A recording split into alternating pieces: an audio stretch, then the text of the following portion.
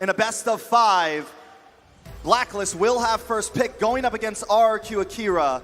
This is going to be a good one, Eterna. Yep, we're going to see Blacklist here on the blue side and RRQ Akira on the red. And already we see these bans coming through. We have the Franco ban, we have the Eve, the Joy also already taken off the board. But on the other side here, RRQ Akira, they opted with the Wanwan and the Kadita ban. So a lot of respect bans on the board so far, and this also leaves open a lot of heroes like the carry that we usually see, like the glue, but unfortunately the glue has been banned away. Now, honestly, everything seems pretty normal here except for that Franco ban. I don't think we've seen a whole lot of Franco bans so far, but definitely, I mean, maybe it's showing what they want to pick here. Maybe something a little divey, maybe even pulling out something different than their normal tankiness and going maybe aggressive with the jungle. Well, first pickup, it's going to be that carry, what we see often. I mean, teams so far love this carry pick. It's definitely a force to be reckoned with, whoever gets to play it, and very scary in the gold lane. I mean, we saw some even amazing things yesterday in that Echo matchup. So obviously a high priority hero, but they're going to have to trade it for 2 here for RRQ Akira, and there's a lot on the table, right? That Fredrin we've seen pop up a lot, still doesn't have the best win rate, but is definitely a priority choice. You still also have, now in the mid lane, Eve is gone, right? You can take the Farsa if you want to. The Valentina? I want to see the Benedetta. Is still, you want to see the Benedetta locked in right now? Yeah, right now. Well, you get the Valentina for now. The Valentina and the Yuzong has been secured here for RRQ Akira, signaling to Blacklist that, you know, if you want to have a strong black line, no worries. We have the Yuzong to go in straight with the Way of Dragon and disrupt that. So now Blacklist, though, they have the option to work around that. Go in for dive heroes, not have too much of a strong backline. This can actually counter the gameplay that RRQ Akira want to bring onto Blacklist. And not only that, but with the Valentina as well, you know, it definitely changes the whole draft perspective. I can say that Valentina isn't as threatening as she was, you know, 3, 4, 5 months ago. She's a bit more playable, but hold on a second. There it is. Eterna, Blacklist deems RRQ worthy tonight. They deem them worthy because the Estes is in there, and Edward picks up the Benedetta. I like this too, right? The quote there, in all M series, Oheb is ranked 2nd in total kills with 178. In all M series, Oh My Venus was ranked 2nd in total assists with 380. And we learned earlier who was number 1. I believe that was Vin, right? Vin was number 1. And I mean, with the Estes coming out here, the Benedetta too, this is what we saw in the comparison between the 2 XP laners, right? Edward and Takashi. So it's going to be a showdown. Now, the thing is that interaction, Benedetta, Yuzong, who gets the better value from it throughout the game?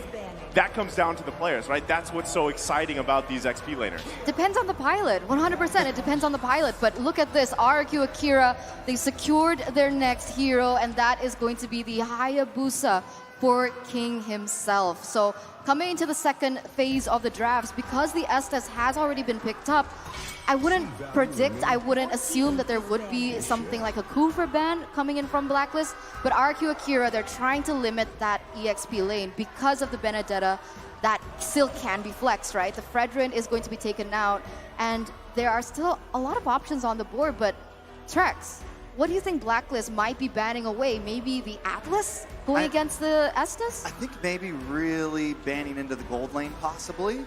Trying to limit down Gusta Lagusta could be a possibility. We do still have the Benedetta open. They want to try to give Oheb as good as a game as possible here. We know how strong that carry can carry, right?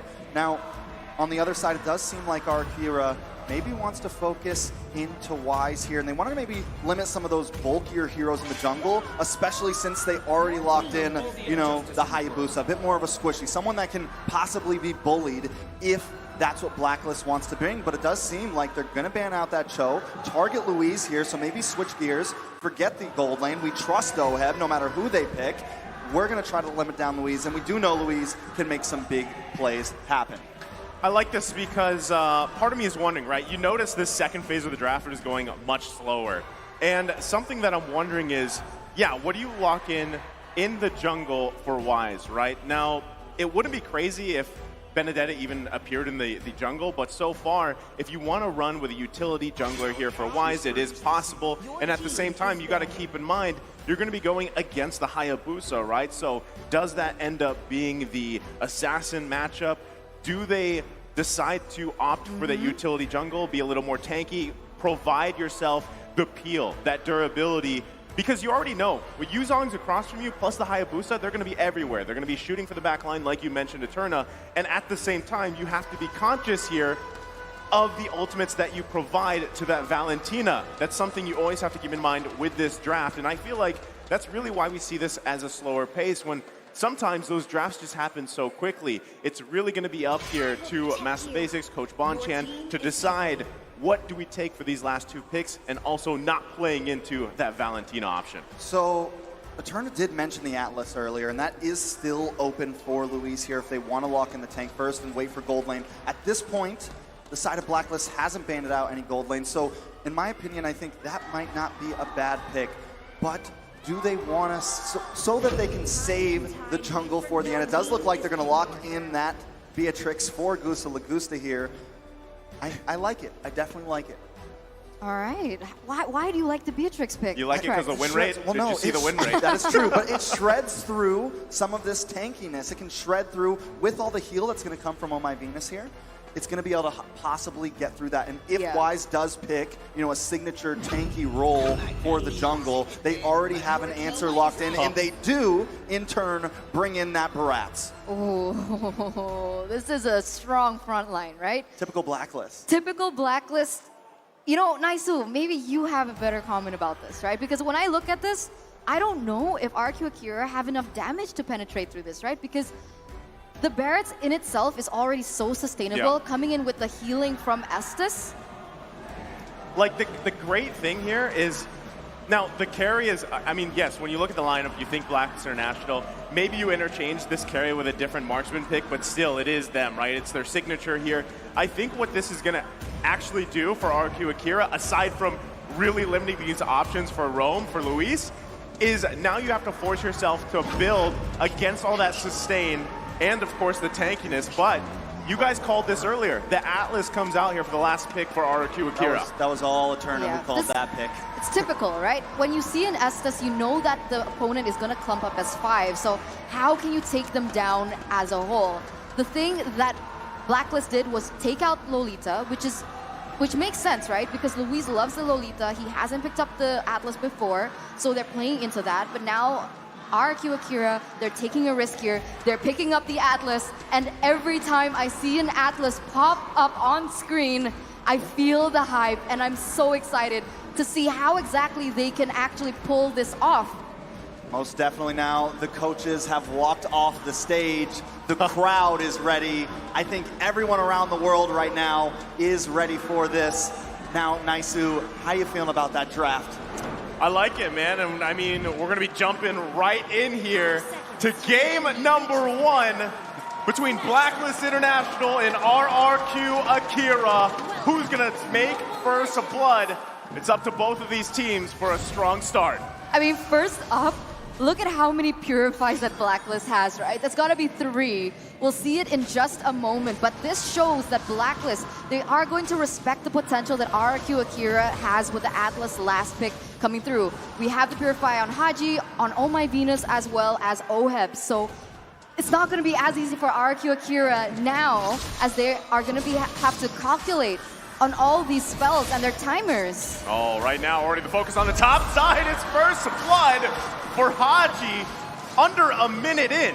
Yeah, Edward already claiming some dominance in that top side, but honestly, Blacklist did work that into it. We have to watch out for Haji, though, with the rotation of this Pharsa early on, using that wings by wings. They're going to be trying to make ganks quick. They're going to be trying to make ganks very, very fast, and how that affects RQ Brazil is, since they have King on this Hayabusa, you want to kind of play aggressive early on. And if Blacklist can slow them down in that, if they can take an early on lead, it's going to be a very rough game for them. It's going to be tough. I completely agree with you here. You can already feel the pressure that has been built by Blacklist here even earlier on. And whenever Blacklist wants to go in, since RRQ Brazil, they're a little bit more reliant on that level 4, the rotation doesn't seem to be as fast, and therefore they're drawing into the tempo that Blacklist initially wants. And here you go, Haji, once again into the top side. Yeah, he was up there. Takashi looks like he got a couple shots, and he's going to go ahead and recall for now. But you can see, right, how much focus and pressure is being put up in that XP lane. You want to go ahead and give that advantage to Edward the earliest that you can, which has already been done, despite him having that assist there.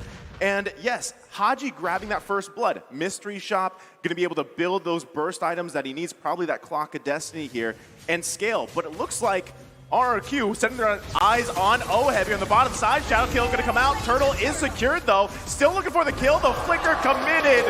And they grab the kill, but they trade the Turtle. Not a terrible trade, honestly. I'm almost on the brink of believing that if you can get that trade, the gold lane for the Turtle, it almost evens out, right? Especially because they need Gusta Lagusta to be ahead right now. And OHEB, you don't want him to just farm for free. I think a big win condition for RRQ Brazil here is going to be get onto OHEB, slow him down as much as possible, and make sure that Gusta Lagusta can get these items in. And speaking of items, we had a little bit of a start there. Did start to see a little bit of penetration coming in for Gusta Lagusta. Yeah, I think Gusta Lagusta is going to focus on building that BOD next. So a really heavy as well as expensive item, but it is going to give that power spike that we usually see Beatrix have.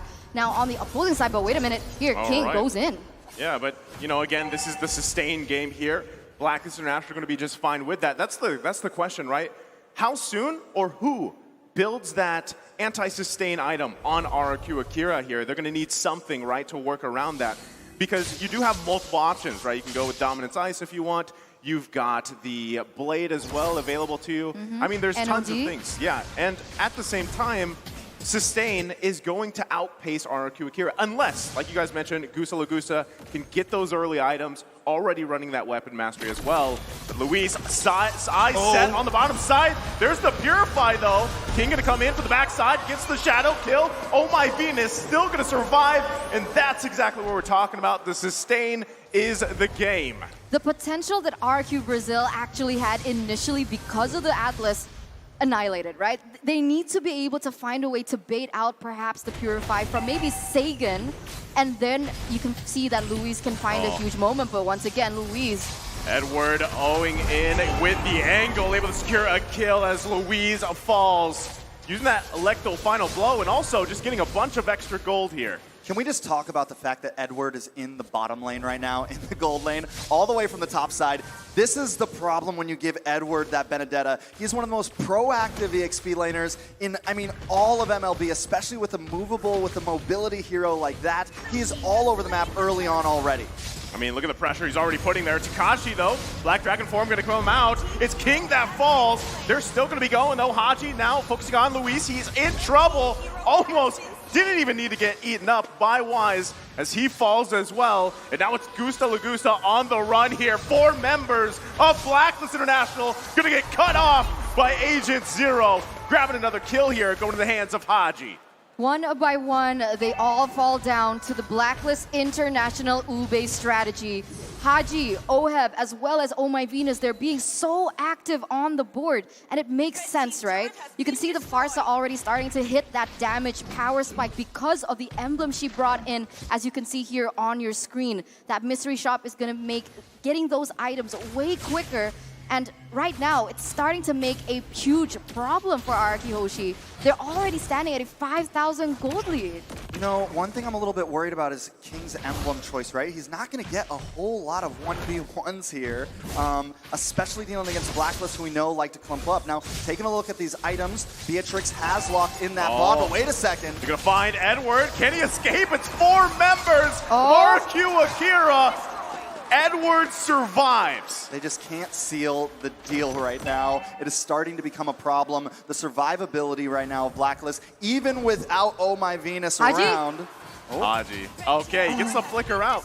As you were saying, Trex. Nothing too major there, but at this point, Blacklist is just controlling the map. I always like to refer to them as more of a rubber band team, but when they do get that advantage early on, it is just trouble for the enemy team because they bring some of these late game heroes like Barat. So if they can get a gold lead on you, like 6K right now, it's just so hard to come back from. It's hard, but the one thing that I noticed is because Blacklist, they're rotating as 5 most of the time, maybe 3-1 split. Edward goes in a separate lane. They need to still be aware of those side lanes, right? Because previously we saw that RRQ Brazil was able to push that bottom side a little bit, get a little bit of chunk from the tower, and maybe that's how they can work around it. I do like the fact that Brazil did not try to contest that turtle, right? They know the deficit they're in right now, and I think at this point their only option is to not force fights. Blacklist, I don't think, is going to make any mistakes at all, honestly. And as we're now seeing on the screen, Oh My Venus picked SDs 57 times with 46 wins. That is an 86% win rate. Wise. Takashi, just like that, they're going to go ahead and grab it and the turret here. This is the discipline of Blacklist International. They also have that massive lead, like you guys were mentioning. And yeah, going back to it, that's an 80% win rate on the Estes here. That It's huge. definitely It's huge. very, very and insane. it's not something that we're concerned about. Like, we're not surprised because that is Venus's power hero. And at the moment, this is looking just like a clean-cut, well-executed game for Blacklist right now, giving no room for RRQ Akira to breathe at all. I mean, they're taking all the jungles away. They're taking all the buffs away. And the Hayabusa, he needs this buff. It's so difficult for him to play anything on the board, realizing once again, like we mentioned, the high and dry. And because they're rotating together, we haven't seen the positive outcome from it. As now, we're going to take a look at the items here 8 minutes in. Well, I mean, item-wise, it's looking good for Blacklist International. 8K gold lead, like we mentioned, 8 minutes in. Again, it's only been 8 minutes, right? And it's tough. It's a tough situation to be in if you're RRQ Akira here, because are you in a position to actually contest the first Lord of the game? Probably not. Should you let it go? Now that's up to them. It's better because you don't have to get wiped out. As you see, Wise using the Daytona's welcome, not going to get fatal linked at all. You know, so much pressure was on Luis in this game from the very start. We called the Alice pick. He did end up picking it, but right now, with 3 Purifies on the board, Wise with the Daytona's welcome, that is pretty much a Purify in itself. I mean, there's just nothing that RRQ Brazil can do right now to make the play happen. It is just spelling trouble all over, and I don't really see a way they can come back. It's brutal at this point, right? I mean, you can see the only thing that they can do is try and utilize the high mobility of the Hayabusa. Try split the map, try push those side lanes, try and bait Blacklist from going to the opposite side of the map. But even then, it does still feel like Blacklist is already onto this. And so they're responding accordingly with Edward. I mean, here's the question, right? Most people that have been watching Blacklist International for a while now know that when the Estes is locked in by Oh My Venus, they're going to go to what they're known for, the Ube strat, ultimate bonding experience. Who's usually the hero that counters that? Well, Atlas is a great choice, but when you can't actually utilize that ultimate, the Fatal Links, because there's also, what, 3 Purifies? Make it 4, technically, with Wise on the Barretts. It's really hard to work around that when you don't have the damage for even follow-ups if it's a mishap. So, as you can see already, RRQ Akira are going to lose the mid lane here. Actually, they're holding on to it a little bit, but Oheb decides to take it down anyway, even with Lord taken out. And RRQ Akira trying to hold on a little bit longer into this game. It's 10 minutes in. Does Blacklist International go for this bottom side inhibitor? We also have King just clearing up on the top side. Rest of the team defending in the base. You can already see the poke here from Blacklist International. Luis might be looking for an initiation. Gets the Fatal Links off, but gets punished right away as Luis falls. Takashi going to go in, though. King to follow. Gusta Lagusta getting the shutdown. Masaikan has to flicker out. Gets taken out with the double from Oheb. And this could very well be it for game number 1. As the minions push into the mid side of Blacklist International, looking to end it before the 11-minute mark. Can RRQ Akira hold on? And it looks like they do for a little bit longer. I mean, I don't know how much longer. Blacklist are playing extremely aggressive. They know they don't even need to play super disciplined. They can take what they want right here, taking another look at these items. Wait a second, Brazil trying to possibly push out. The sustain, though. Wise, Daytona's welcome. Gonna get eaten up right away. King falls here in the mid lane. Another punish. Just RRQ Akira has no entrance whether it's in the front, whether they're looking from the side angles, the back with Yuzong, it just does not work right now. Yeah, it just seems like there is not an answer for them. It might be time to start thinking about game 2. I think the only possibility here, like if I really want to play the devil's advocate, is try to get them to use those purifies with either the Atlas or Takashi on this Yuzong, try to bait out those purifies, and then whoever baited them, the next big CC needs to come in and get them. But that is asking a lot, especially the way Blacklist are playing this. And once either of them goes in, Oheb is so farmed already. He's the second highest gold. No, he's got the second highest damage on the board as we speak. Once they go in, he is shredding them down.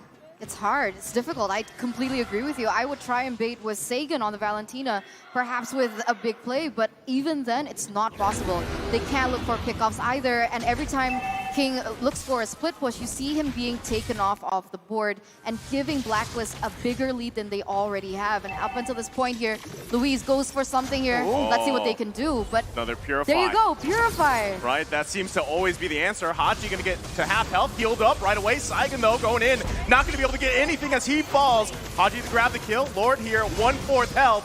Who's gonna be able to grab it? It's Oheb with the killing spree. King goes in, can't out Retry Wise. Trying to run away from his life, goes back. Oh no! He goes back and gets taken out. 3 fall for RRQ Akira. The way they were waiting at the shadows. He tries to go back. He sees them all there. He's like, nope, I'm back. And then he's right back at the rest of the team. There was no escape for King there. This could be the end for Blacklist. It's not looking good whatsoever, as once again, Blacklist going to be pushing this mid lane. Well, they're going in. Luis, one more effort here. Wise going to eat him up. Lord still being worked on. The Crystal half health. They might just lock it in. Edward finally goes down, though. RRQ Akira still holding on. Feathered Airstrike going to come out, too, but they're pushing it in. A couple hits away, and it's Blacklist International taking first blood. Blacklist International going to be leading the series here with a 1-0, and now the ball is in RRQ Akira's court. Will they be able to go back into the game with a level head, seeing as that was quite a one-sided game? You know, here's the thing about drafting against Blacklist is you've been playing all these games against other teams who are playing in the current meta, and you just don't expect to have to ban out a Barats or have to ban out an Estes. I know it's Blacklist, but still, those picks can still catch a team off guard. And I think with that, Blacklist was able to secure that game 1. And right now, the fans are going crazy. Blacklist looking ready as ever for game 2.